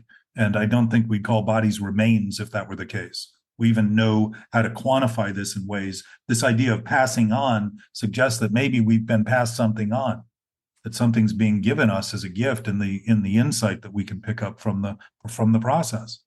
Not an easy thing to come to immediately, but my suspicion is if we're learning, we're growing, and we're seeing things in ways that are inspired rather than just further desperation being manipulated into some fact of life and some inevitability that's just that way and it's horrible and yes, and I can't wait to get over it. I don't want to get over this, quite frankly. I loved my daughter. I love my daughter. Still, there are remnants of that experience that will never go away for me in terms of my memory, but there are absolute states of presence that I know are not built into memory, but just simple awareness. So there's also a lot to do as a result of this, given that I've now got a 13-year-old coming to Los Angeles to live who's parentless, other than the aunts and myself and my daughters, my other daughter and my wife and my sisters who are huge fans of hers and support systems. But when I told her that she was now the central focus of all of our lives, she said at 13, I just wish you would all focus more on your own life. So it's a pretty good indication that she's fairly intact, while I'm presuming she needs more from me. But, she has it. She has that clarity and all that. And she's, hasn't yet really faced what's happened. But I expect the day will come. And I think there's a trauma to it. And there's also something that's very exhilarating about the whole concept that it's something we're all part of and not something that should be shunned or pushed against or fought against or any of that stuff. That life doesn't stop because bodies stop. Bodies just transform. We always talk about transformation and don't notice that that's exactly what happens to a body, is that it transforms. The essence of the body even exists. All of the molecules, everything that makes it up doesn't go anywhere. It just realigns, reassigns. Yes. So I'm not trying to diminish the days of crying and the potential for more of that, because I know it comes. It seems to come like waves come when you're out at sea. You just can't predict how high they're going to be. They almost look like the horizon until they're on you. But I want to be honest about it. I want to be open about it. I want to think of it in terms that are not depressing and depraved and inaccurate.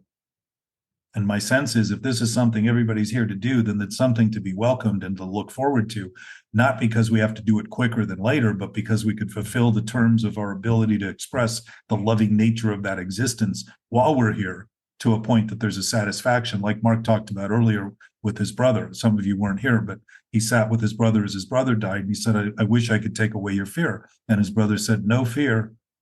Yeah. He was very clear about it. If you listen to Dr. Christopher Kerr, who's at the bottom of our thing, he sat with over 1,000 people.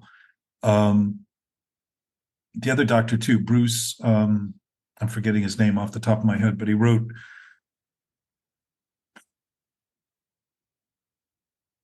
I think he wrote Afterlife. I think that was the name of the book, but he talks, they've done extensive studies now, and the idea of a near-death experience didn't exist before the 70s. That name was coined. They used to say people were insane who had those experiences. Think of how depraved we have been about our own experiences to condemn people as being insane, to witness something that goes beyond what we would consider rational, when anything beyond the brain would be considered irrational. And if there's any knowing nature beyond the brain, it wouldn't be irrational at all. It would be the ultimate in rationality to consider it real, while in fact it wouldn't be rational at all, because it's not a thinking analytical process like a brain works, like a computer. That knowingness isn't a process. It isn't an up or down or a here or there or a more or less. It's a knowing of knowing. It's an essence. It is essence of spirit, what we call God, all those terms that we use. If it exists, and I sense that it does. My experiences have led me to that.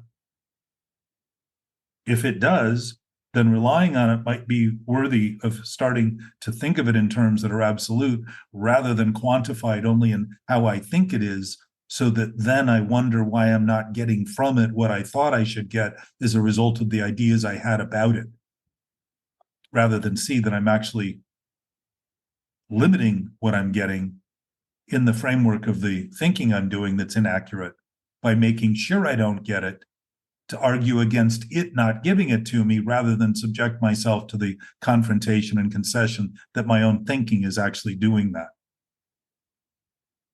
It's really a chance to swallow the biggest chunk,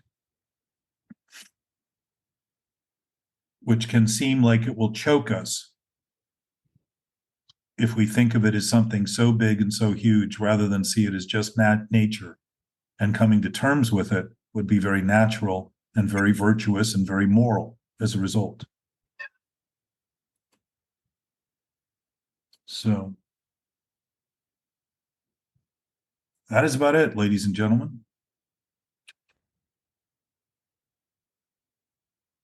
Thanks, Jack. Thank you, Gabe, for coming and interacting. I appreciate it. Do you think a lot of problems exist from the ability not to tell the truth? I was talking to somebody about Anthony, stop there. Have you just imagined that after all we've done here talking about lying? Is that just the beginning of starting to see that? Insanity is about seeing things that don't exist. That's about lying. It's all rooted in the idea that we think lies are truth. And the nature of a lie isn't a lie if we think it's a lie. It's only a lie when we think of it as true. That's the whole basis of this discussion that we've been having for. Yeah, I think it's also a part of how comfortable somebody is with lying, just in general. Like Anthony, I was talking to Anthony, we're out of time, so I'm not going to let you go on. Okay. But nobody's comfortable with it, because it's antithetical to life and to our potential. To be psychotic and to be sociopathic enough to make believe it's not having any impact on you doesn't mean it's not having an impact, because you wouldn't be sociopathic or pathological if it wasn't having an impact. The fact is that what doesn't exist, and to make believe that we can make something up and cause it to become real is to discount reality as not being real until we came up with the thought. Hey, Everything that exists today is what we make things out of. Nobody's making anything up that isn't a part of something that's already in existence. It's a transformation of those things that already exist in terms of our human endeavors. So I wanted to stop you, because the whole point of this is that lying is the allergy and the what triggers obsessive thinking. Yeah, trying to turn a lie into truth. It's impossible. The reason I brought it up is because I was talking to somebody about them not lying about some business opportunity. And I said, well, they're probably just not comfortable with lying. And he said, comfortable with lying? That's not the term you use, comfortable. You shouldn't lie at all. Not that you're comfortable with it or not comfortable.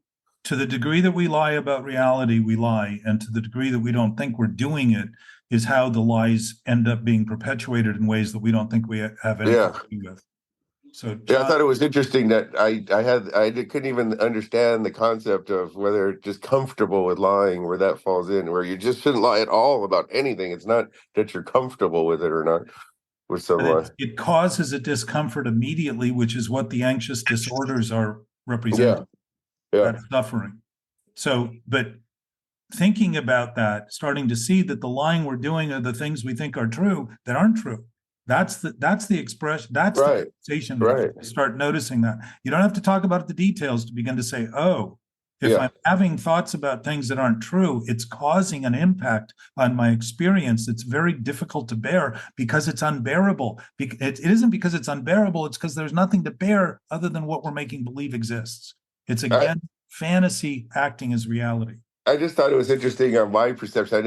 I go, well, maybe he's just not comfortable with lying. And then I go, comfortable with lying? Like, I'll break it down to certain things. I thought it was kind of funny that I even overlooked that thought. JP, you were going to jump in. Yeah. Oh yeah, I was just going to say that the the make believe thing, like mountain gorillas were considered a hoax until 1920. So all this science that we discuss, is kind of like fashion. It's what you wear now. And, it just continually changes. You have people testifying in Congress about things that are supposedly unreal. Every day, and in 2024, I think it's going to be a big year of change. We see things differently. So the dogma of saying something is what it is because it is, and it's real because it's not a lie, changes every minute. Well, the thinking about it, but if there is an essence that's real that doesn't change, that would not change. And that's what our aim is, to start to see that we don't have to quantify it for it to exist.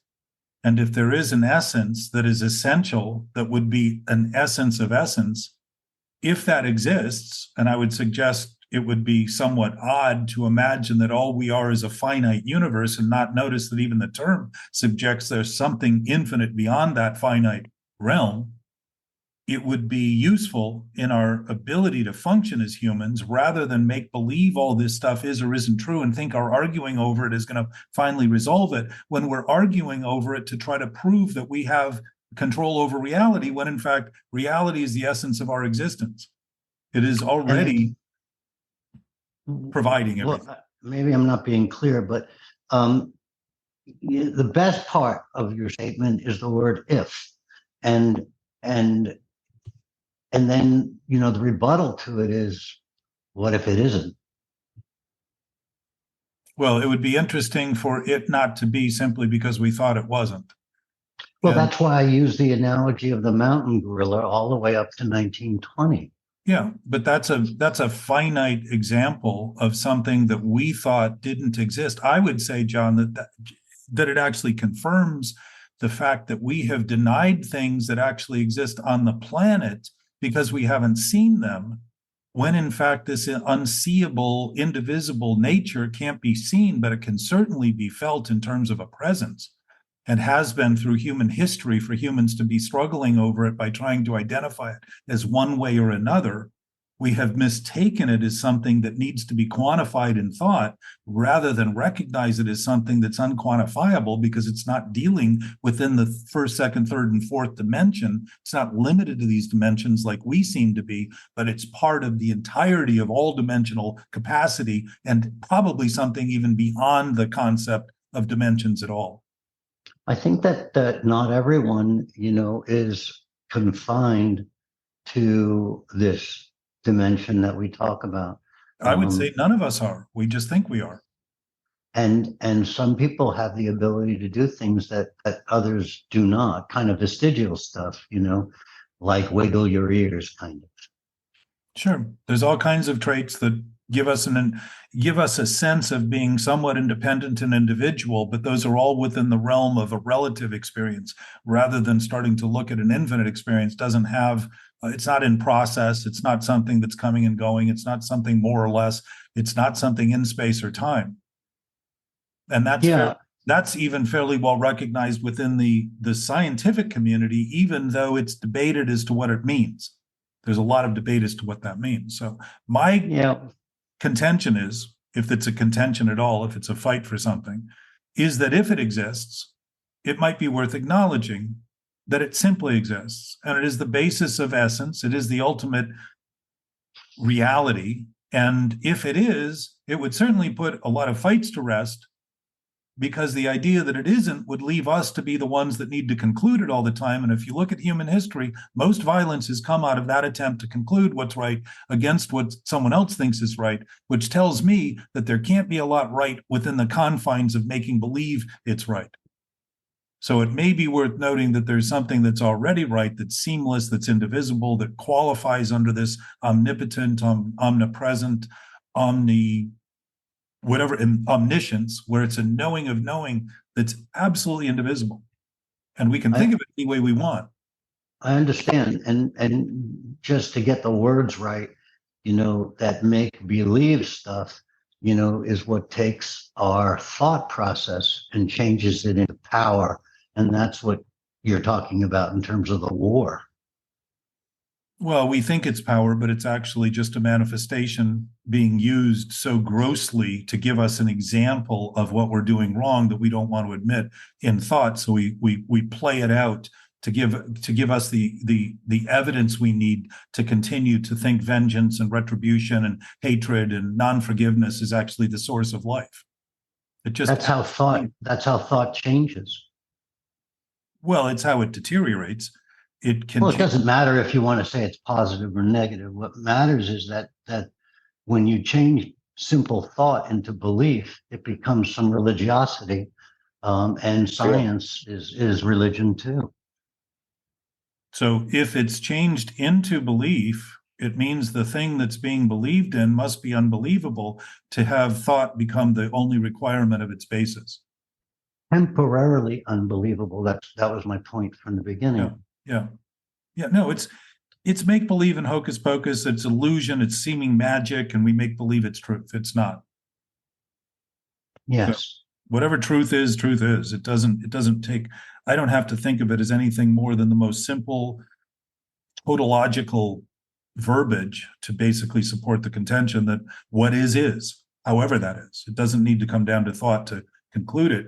But it can be concluded within thought in the simplest way, simply by suggesting it is what it is, whatever it is, it must be now. And if it is, and we're thinking of it incorrectly, we're not struggling with reality and truth and life. We're struggling with the thinking of those things. And my sense is so much of that other stuff you're referring to has been created as this distraction to give us the opinion that someday we're going to figure it all out, while we're arguing over things that do exist as being non-existent, and we're fighting for things that don't exist as being existent. It's the same sort of manifestation at the global level that we do individually. So anyway, just real quick too, just real quick, in the spirit of honesty, I forgot to mention that I had only paid for one of the first row seats, and that the girl I was with was actually not supposed to be sitting there. So I was a little nervous about getting kicked out if I went too far. So I forgot to mention that in my side of the story. Sounds to me that was a lie of omission, Anthony. Yeah, it took me 2 hours to remember that part. It sounds to me like you wanted to gloat about the fact that you hadn't mentioned they were front row seats. Right. Yeah, part of that is true. I was trying not to do. I knew that was a possibility before I shared the story. Yeah. All right, kids, I'm signing off. Got to get back. All right, to work. thanks, you guys. Love Hey you. guys, thanks. Happy New Year. Thanks, Jack. I'll talk Thanks, to you. guys.